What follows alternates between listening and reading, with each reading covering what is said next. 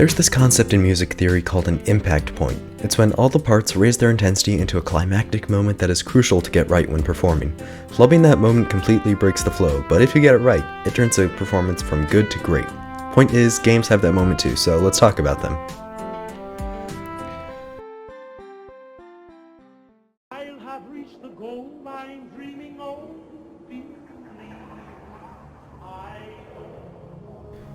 Fallout 3 is the Regigigas of Fallout games, meaning it has a pretty slow start, but it has a purpose, and serves that purpose well. It introduces you to the major characters in a way that makes them really empathetic by actually growing up with them. You get immersed in the childhood of a vault dweller, with birthday parties, hanging out with your dad, taking the SAT, and that's why the switch to crisis mode is so effective. Suddenly the situation is the complete opposite of what you're used to. There are threats, you get an actual gun instead of a BB rifle, and there are lives to be lost, mainly your dad. You need to find him because you actually care about him, or maybe I'm just easily emotionally manipulated, who knows. But the main point of this conditioning is the cramped space. It's a vault, and that means tight hallways, way too many doors, and very little overall space. You feel trapped, just like your character should. But when you step into the outside world, boom. Yeah, this game's something special. Screw you, H-Bomber guy. Breath of the Wild's moment is super similar to Fallout 3, but I'm still going to go over it because Breath of the Wild is the better overall game, and I think it executes the moment better, albeit without any of the build-up that Fallout 3 has. Just listen to the music at least.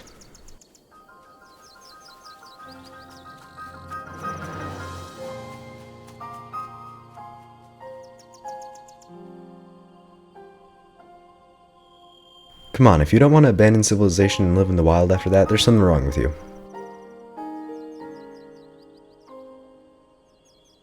Most of the games on here are pretty chill. I guess that's just the kinds of games I fall in love with. And Minecraft is possibly the most chill of them all. It's such a serene experience, especially on peaceful, and breaks life down into its simple joys. Exploring a new forest, building a house, mining for resources. And all of those things would be just fine with ambient noise, but then C418 comes in with back-to-back masterpieces. Just listen to these.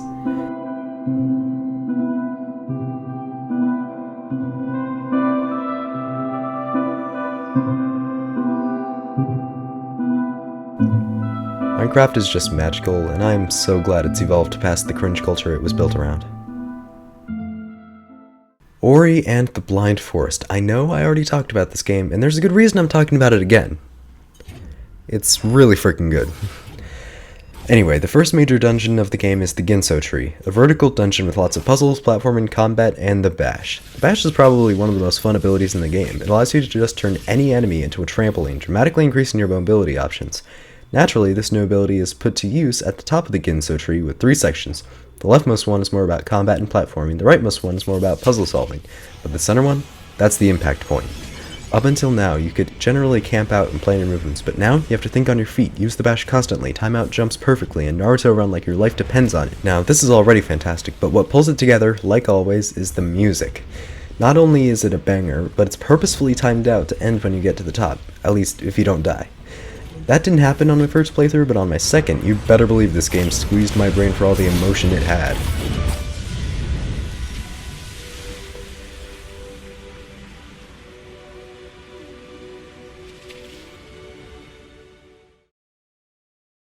Oh, Celeste.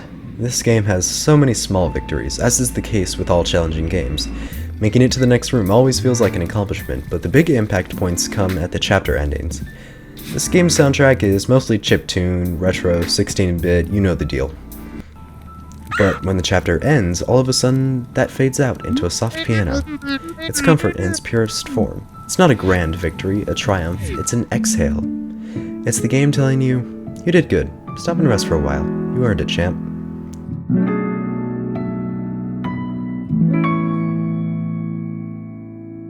But that's just the surface level of the game. Get into the B-sides and suddenly your controller's on fire, your character's on fire, the level's on fire because you're in hell. The difficulty skyrockets so fast I'm surprised it doesn't get the bends. But after that brutal challenge, instead of a calming piano, you get a swelling synth that settles on a harmony that would be grating in any other context. But here, it's pretty much the game's way of telling you, yo, that, what you just did, that was sick. Absolute baller move. I would talk about the best impact point, the summit, but I think that speaks for itself. It's a game about climbing a mountain, so reaching the top, that's something I can't put into words. Just Play Celeste, please.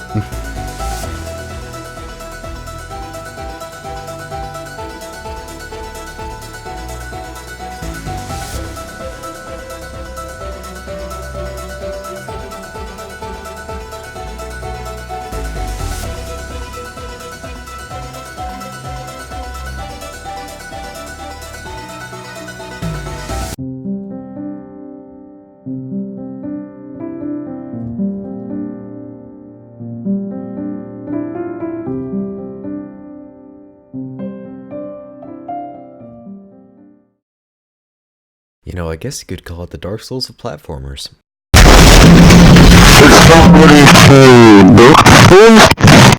Now I can tell you a thing or two about Dark Souls, as opposed to this guy who hasn't even broken 100 hours on the third game yet. So everyone takes it as this game's a real hard, horrible adventure that kills you every single chance it gets. Now, are they correct? Heck yeah, they are. In reality, it's a little bit more than that. Sure, there's a giant demon ready to kill you around this corner. Sure, there's a giant dragon keeping you from crossing this dang bridge. And there's this naked guy who keeps on invading you and two-shots you with Cloud's Buster Sword. But here's the thing. Those aren't the impact points. Dark Souls isn't about getting ruthlessly murdered. But, well, it is. But all of those deaths, all those tears, and all those mashed controllers lead up to one point. When you inevitably and finally defeat that boss that's been giving you trouble for the past 5 hours of your life. At release, knowing that all your muscle memory, stamina management, and situational awareness paid off in defeating your adversary.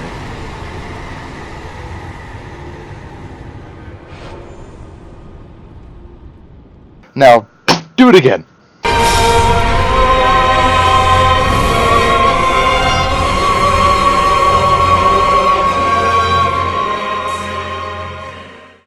Not sure who that guy was, but have you guys heard about Zero Ranger? Trick question, no you haven't, but it's undoubtedly one of the best shoot 'em ups I've ever played.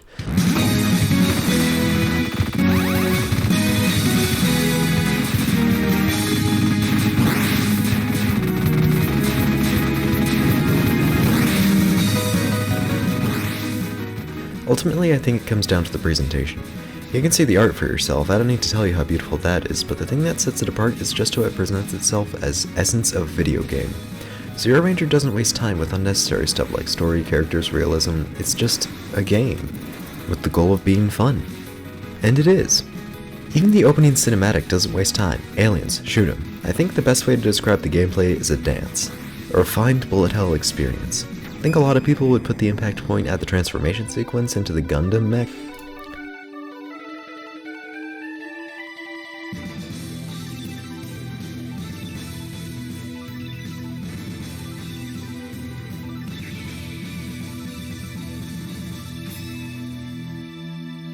But I would just put it at the part where it all starts to make sense.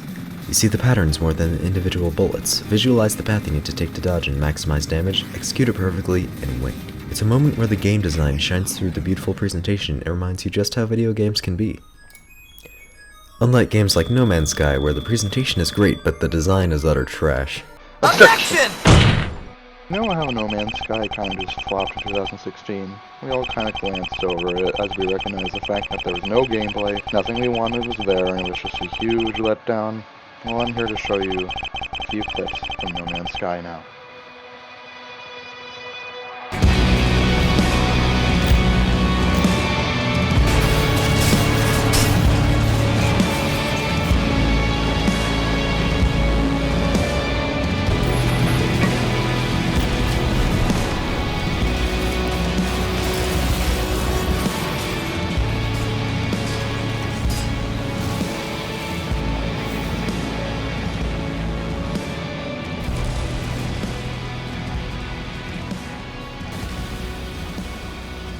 There is absolutely no doubt that this game has improved. 3.5 years later, I found myself playing it. I had my expectations low, because I knew it had a rough start and I lost track of it sometime in 2019. Little did I know that it basically implemented tons of features that were promised, and tons of new ones that weren't even promised in the first place. And it's actually a game now. As for those people that still say the game's crap and it's no fun, I just use a shotgun and jetpack to take down a giant ATST that came from another dimension.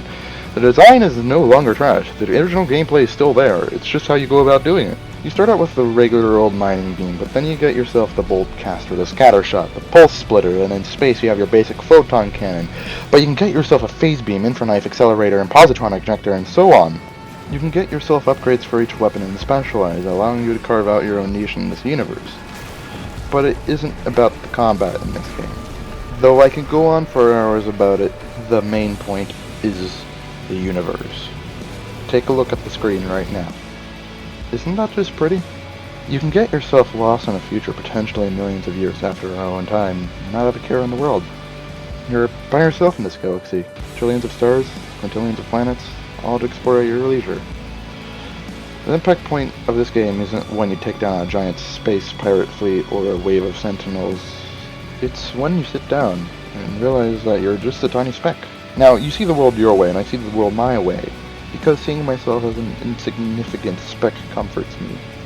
No one cares about what you do in this universe. No one cares about how you go exploring it. It's just you in this infinite expanse. And you can either sit around and watch it all go by, or jump right into combat. Thing is, it doesn't matter.